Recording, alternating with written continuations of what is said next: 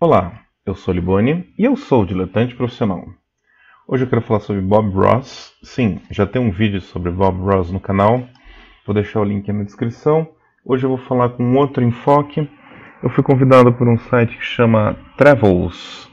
Eles estão escrevendo um textinho sobre Bob Ross e pediram para eu falar algumas coisas sobre ele como um ícone do ponto de vista de nós brasileiros, né? E o Bob Ross é uma figura muito interessante, porque assim, ele foi um ícone americano, ele passava na TV pública americana, mas ele meio que foi redescoberto com o YouTube e tal, e houve uma redescoberta geral no mundo dele. Né? Quem não conhecia ele fora dos Estados Unidos passou a conhecer um pouco mais, e no próprio Estados Unidos, que ele nunca sumiu do aspecto cultural do país, ele voltou com cada vez mais força, assim. Recentemente a empresa que gerencia os direitos do Bob Ross lançou uma Bob Ross Experience, onde você pode fazer um curso no estilo do Bob Ross, num lugar que é uma réplica exata do cenário onde ele gravava os programas. Para você que não sabe do que eu estou falando, aliás, vamos voltar um passo. Bob Ross ele era um pintor, ele tinha um programa, ele era um pintor, um educador, um professor de pintura, ele tinha um programa de TV que durou muitos, muitos anos na TV pública americana. Ele faz esse tipo de quadro que você, se você estiver vendo no YouTube, está vendo aí no vídeo, ele fazia pinturas a óleo, basicamente de cenas, vegetação, paisagens. E a gente pode dizer que ele é tanto um arte educador quanto um arte terapeuta, porque ele tinha uma proposta muito interessante no ensino dele, ali na ideia dele. A ideia era, qualquer um pode pintar, e é divertido pintar. Tanto que o programa chama The Joy of Painting, a alegria de pintar. Então ele ensinava uma técnica onde ele conseguiu, assim, ele aprendeu essa técnica com um outro cara que também tinha um programa de TV, o Bill Alexander. Ele meio que assume os alunos do Bill Alexander e depois ele assume um programa num formato parecido com o do Bill Alexander, só que o Bob Ross acabou ficando um pouco mais famoso.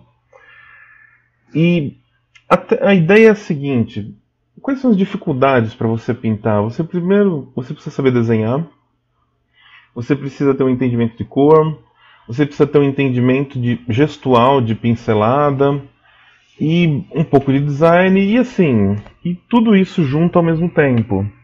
Ele eliminou várias questões e simplificou muita coisa. Então, quando você desenha paisagem, uma árvore, ela pode ser mais ou menos de qualquer formato. Uma montanha, ela tem mais ou menos qualquer formato. Um lago, um arbusto. Então, com isso, você não precisava ser um expert em desenho, você não precisava ter um domínio profundo de desenho para fazer um quadro dele. Ele sempre apresentava as cores que ele usava antes de começar a pintar, e normalmente ele trabalhava com uma paleta reduzida. Um ou dois azuis, um verde, um branco, algum preto, alguma cor terrosa. E isso, ele não usava uma paleta muito complexa, para não te dar muito trabalho em escolha de cores. O gestual dele era padronizado, o movimento dele de pincéis, ele usava um movimento em X muito, usava umas batidinhas, umas esfregadas, assim. Se você olha um vídeo dele, você vê que ele tem um repertório estreito de movimentos com o pincel, proposital, que é para qualquer um conseguir fazer, qualquer um conseguir reproduzir. E como ele mesmo fala, você não comete erros na pintura, no estilo que ele faz. Você só comete acidentes felizes. Ele usava uma técnica que chama-se wet on wet, que é você pinta com a tinta ainda úmida, né? Quem não conhece, a tinta óleo ela demora muito para secar. Então, tem muitos artistas que fazem o que se chama de uma underpainting, que é uma pintura base deixa secar e depois de alguns dias volta e continua a pintura por cima. Ele trabalhava sempre na tinta úmida, com muita velocidade, quadros feitos rápidos, assim, era para você ter um divertimento, não para você se aprofundar naquilo. E essa era uma proposta muito interessante, porque o óleo ele tem uma nobreza em si. A tinta óleo ela tem um brilho, ela dá uma vida que ela dá uma ajuda pro cara que está fazendo a dar uma credibilidade para aquilo que ele está fazendo. Mas você trabalhava com velocidade, você não ficava meses fazendo um quadro. Em uma hora você fazia um quadro que ficava bonito, você podia pendurar na sua parede. As pessoas podem falar que é brega, mas foda-se. É você que fez, você que se divertiu, é um prazer, essa é a ideia. E, aliás, quando a gente fala nesses termos assim, é brega ou não é brega, é arte ou não é arte, o Bob Ross ele nunca foi exposto em museus, apesar de ter feito milhares de quadros. Hoje a obra dele, como vocês podem ver num vídeo que o New York Times fez, pesquisando onde estão os quadros do Bob Ross, estavam ali com a agente dele, com essa empresa dele, e uma parte do acervo vai para um museu que chama Smithsonian, nos Estados Unidos, que é um museu muito específico de cultura americana.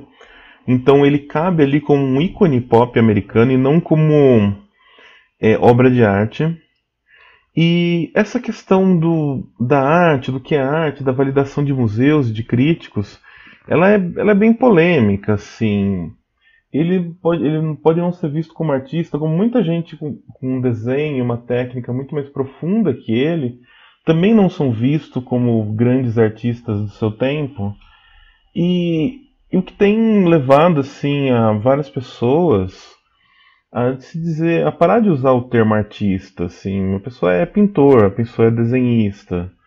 E talvez isso faça cada vez mais sentido, porque a arte ela se descolou um pouco da realidade e fazer esse tipo de pintura, seguir essa proposta do Bob Ross, se divertir fazendo, não é menor do que qualquer outra coisa. Sabe, você pode não ganhar milhões, seu quadro pode não valer uma fortuna que vai ser especulada por milionários, mas você está tendo um prazer em fazer aquilo, você está vendo uma beleza naquilo e você gosta. E esse era o lance do Bob Ross, de você fazer, se divertir e gostar. E ele falava que todo dia é um bom dia para pintar. Então, eu acho o Bob Ross um ícone muito impressionante. Para nós brasileiros ele não faz tanto sentido, porque ele não faz parte da nossa cultura, a gente não cresceu vendo ele. Mas hoje em dia muita gente ainda estuda essa técnica dele, de pintura do úmido no úmido, que é uma técnica fácil, rápida, mas que tem suas limitações, suas dificuldades, vamos assim dizer. E quando você trabalha assim no úmido, no óleo, você tem uma chance muito grande de você passar do ponto e começar a misturar lama, né, como dizem os pintores, que é quando todas as suas cores vão para o marrom e você meio que perde, né? Porque quando a gente vai misturando as cores, ele vai tendendo para um preto, mas na real acaba indo mais para um marrom sempre. Então parece uma lama. Então muita gente estuda a técnica do Bob Ross não para fazer quadros igual ao Bob Ross, mas para ter essa habilidade do wet on wet e usar isso às vezes como base e depois evoluir com detalhes, pintando depois que seca, completando com detalhes. Mas de qualquer forma eu acho ele e pessoas como ele muito importantes e que a gente deveria ter. Eu sinto muita falta no Brasil da gente ter essa cultura da pintura como prazer. Isso que é assim a essência do que eu faço, por exemplo, eu que sou um diletante profissional, né, uma pessoa que faz o hobby, né, as pessoas chamam de hobbyista, sei lá, essa figura de você fazer alguma coisa por prazer, alguma coisa que outras pessoas, que é a profissão de outras pessoas, e fazer bem, mas sem a intenção de ser profissional, fazer apenas pela diversão, é o que o Bob Ross representa e por isso ele é um ícone muito assim pra mim. E se você pegar os vídeos mais antigos lá do meu canal, você vai ver que eu começava os vídeos cantando uma musiquinha que a rede pública americana remixou com a voz hipnótica do Bob Ross. E eu vou deixar o link aí pra vocês do remix, que é muito legal. Então é isso, e se você quiser conversar mais sobre Bob Ross e outros pintores, vai lá no canal youtube.com/diletanteprofissional, no meu site diletanteprofissional.com.br e deixe seu comentário. Valeu e valeu aí pro pessoal da Travels.